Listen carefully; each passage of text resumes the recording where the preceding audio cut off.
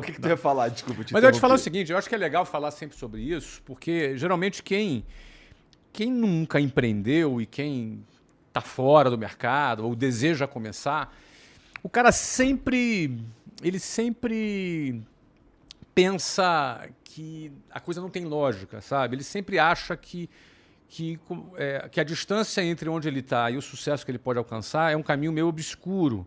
É como se tivessem muitas etapas como se tivessem, não. De fato, existem muitas etapas que ele desconhece. Depois que você trilha, você vê que não tem muito mistério. Então, por exemplo, se você fosse começar de novo hoje, você já teria uma opinião formada qual é a melhor estrutura física para você ter, qual o melhor formato de programa. Qual que é a melhor estratégia para criar a minha base? Para você manter a sua base engajada, você teria a sua melhor estratégia. Tipo de conteúdo que engaja mais, que engaja menos. Tipo de convidado que é mais bacana, o outro cara que não rola, que não emplaca. Por quê? Porque você viveu isso. Então isso para você não é mais obscuro. Se você começasse de novo agora, você já teria uma base. Agora, outra coisa é o seguinte, o mercado muda toda hora. Muda pra caralho. Então isso é normal.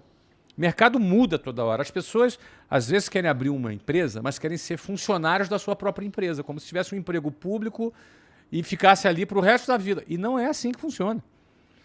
O que funciona hoje, amanhã, provavelmente não vai mais funcionar. E você tem que estar já antenado para mudar antes daquilo que você faz se tornar obsoleto. Você já tem que se antecipar a essa mudança e, de preferência, criar tendência. O Flow criou tendência. Cara, e sabe o que é muito interessante, cara?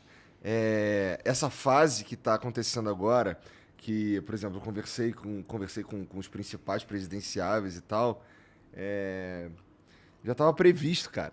Tem uma galera, assim, existe método nessa loucura toda. Porque a gente sabia onde a gente queria chegar, o que a gente ia fazer em 2022, sabe? Em 2022 a gente tem que conversar com todos os presidenciais. Tem umas entrevistas minhas em 2020 que eu tô falando isso. E você falou sobre isso. Sabe?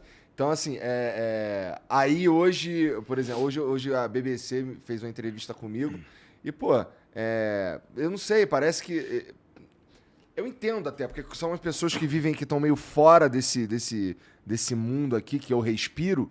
Então, eu já... Pra mim não é novidade, na verdade. Eu já sabia que isso daqui, que esse momento ia chegar. E agora é exatamente o que você falou. Agora eu preciso projetar os próximos anos. Perfeito. Na sua projeção, a ideia de vocês foi o seguinte. Vocês queriam se tornar relevantes o suficiente Exatamente. de forma que vocês não pudessem ser ignorados por candidatos que precisassem divulgar o seu plano de governo. Ou seja, se você se tornasse um veículo dentro de todas as opções que existem, não são poucas, que fosse relevante o suficiente, vocês não seriam ignorados. E vocês escalaram a ponto de se tornarem relevantes. E isso que você falou de criar tendência é interessante, porque imagina que esses candidatos, eles viram esse movimento acontecendo e vieram no Flow e foram em outros programas, assim, mas o interessante é que quando eles vieram aqui, eles acabaram percebendo que é uma puta de uma estratégia boa, né? E aí agora virou meio que... Agora, caralho, eu vejo uns caras falando que eu preciso de um podcast e tal. Preciso ir lá porque falar o cara com tem alguém. tempo para conversar, tem tempo para explicar. Eu acho maneiraço, cara. Eu acho maneiro. Aí tem uns caras que falam assim, pô, como é que você se sente aí com teus concorrentes e tal? E o Podpah, e o Inteligência, e o sei lá quem. E eu falo, cara, pra mim, todo o sucesso deles é uma homenagem ao Flow. Porque, assim, desses aí, porra, todos começaram com a gente aqui, ou pelo menos com uma ajuda nossa.